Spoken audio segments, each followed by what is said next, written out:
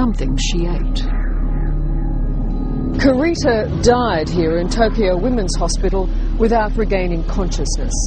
Doctors ruled that she'd been suffering from hepatitis. When Kurita's family asked the Japanese police to investigate, they were fobbed off, even laughed at. It was to be the first in a series of extraordinary blunders by the Japanese police. Blunders that would allow Obara to continue to drug and rape young women for the next 8 years. She was very vivacious, hugely entertaining young lady. 5 years ago, Lucy Blackman told her dad Tim she was heading off to Japan. It seemed an entirely safe and a standard thing to do, really. She too got a job as a hostess, and like Kurita Ridgway, was taken out on a douhan by a charming English-speaking Japanese man who invited her down to his apartment on the coast. It was the last time Lucy Blackman was seen alive. As British people, we're surprised and upset that such a terrible thing could happen to our child. By now, Tim Blackman was pursuing his own leads.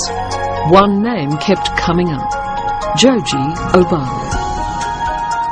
Various girls came to us and related this story about being taken to the coast and being date raped.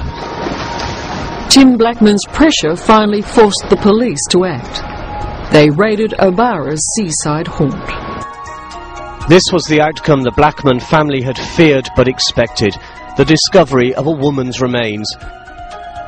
Lucy's dismembered body was found in a shallow grave in a beachside cave just metres from Obara's apartment. How her body could have gone undiscovered for so long is still a mystery. What we do know is that Joji Obara brought hundreds of young Western women here. The pattern was always the same. He'd offer the girl a drink, spiked with a knockout drug, then rape her while she was unconscious. When Japanese police finally raided his apartment, they found more than 1,000 tapes. Obara had recorded his own crimes, the rape of more than 150 women. Some of the women identified on the tapes were Australian. One of them was Kurita Ridgway, the 21-year-old from Perth. Now, 10 years later, her family is finally being told the truth. Kurita didn't die of hepatitis at all, but from the drugs Obara had used while he raped her. It gives another dimension of horror and disgust. It's just a horrible feeling to think that, your child has been violated by somebody. Obara has not been charged with the murder of either Kurita Ridgway or Lucy Blackman. Instead, he's on trial for much lesser charges: abduction, rape resulting in death, and improper disposal of a body. What do you believe Lucy's case has exposed about this Japanese society? I think the only thing it actually shows is that the Japanese aren't going to change, unfortunately. And the risk for Australian girls still remains.